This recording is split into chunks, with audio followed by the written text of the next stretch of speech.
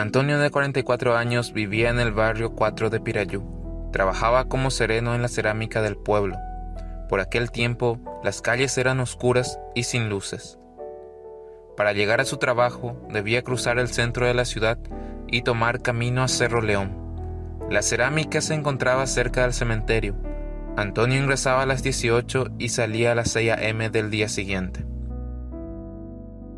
Don Leandro Acosta era un vecino conocido y apreciado por todos en el barrio 4. Había fallecido a causa de un infarto. Todo el barrio se volcó al entierro de don Leandro. Acompañaron el cortejo fúnebre hasta el cementerio. Entre ellos Antonio, quien le tenía una alta estima al difunto. Había sido como un padre para él. Luego de aquella difícil jornada de despedida a su vecino, Antonio fue a trabajar.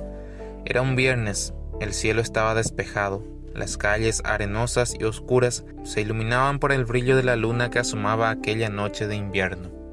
Antonio estaba haciendo su recorrido, cuando escuchó un aullido. Aquel aullido no lo había escuchado nunca.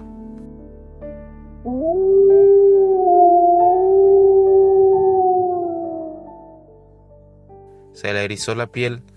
Sabía que provenía del cementerio. Se encerró en la fábrica aquella madrugada. Los perros de la zona no paraban de ladrar. Antonio volvió a su casa al amanecer. Cuando despertó al mediodía para almorzar, todo el barrio hablaba de lo que había pasado en el cementerio. El cuerpo de don Leandro fue desenterrado y devorado. La macabra escena fue descubierta por un vecino que había ido a visitar a un familiar. Todos en el pueblo sabían que había sido obra de Luisón. ¿Pero quién era Luisón?, se preguntaban todos. Antonio se hizo la misma pregunta.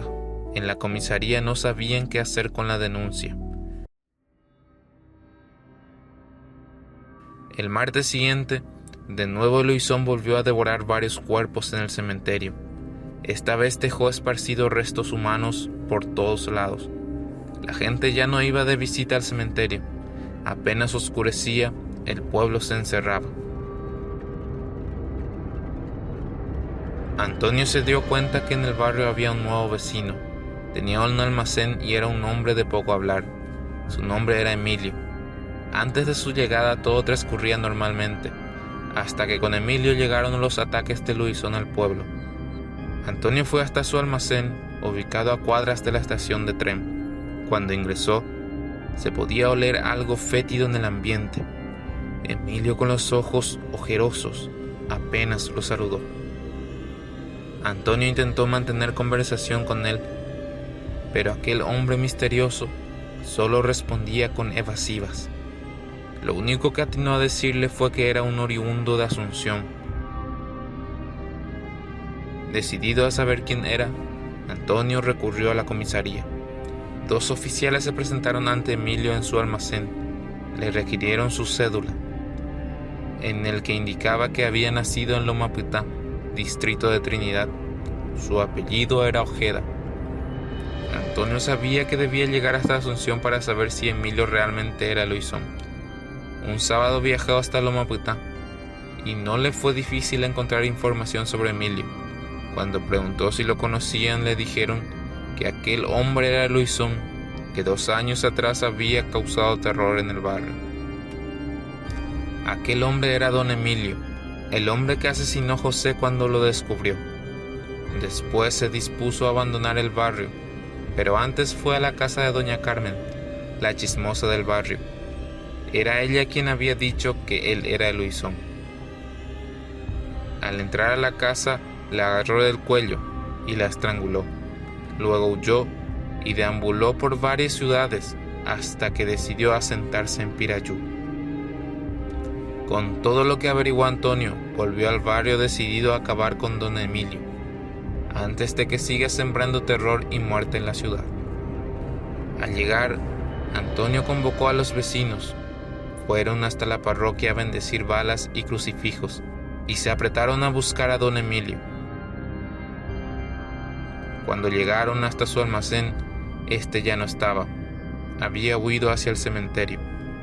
La noche comenzaba a caer y Antonio, junto con los vecinos, fueron hasta el cementerio buscando a Luisón.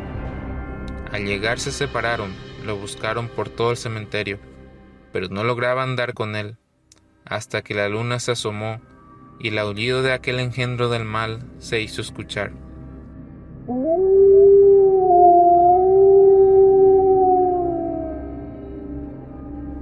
El Luisón se subió sobre un nicho y aulló. Los vecinos lo rodearon. La bestia corrió hacia ellos. Mientras se avanzaba sobre ellos, Antonio le apuntó y disparó. El animal cayó al suelo, y mientras las nubes se despejaban para que la luna brillara sobre el cementerio, aquel animal herido de muerte comenzó su transformación. Los vecinos miraban con horror cómo aquella bestia se convertía de vuelta en un hombre. El tiro le había dado en el pecho. Ya no había dudas. El Luisón que aterrorizó a Pirayú era don Emilio Ojeda, el mismo que había asesinado a 2 personas en Lomapitá. El terror había llegado a su fin. El pueblo volvería a la tranquilidad que lo caracterizaba. Antonio y sus vecinos pusieron fin a aquella ola de terror que el Luisón causó.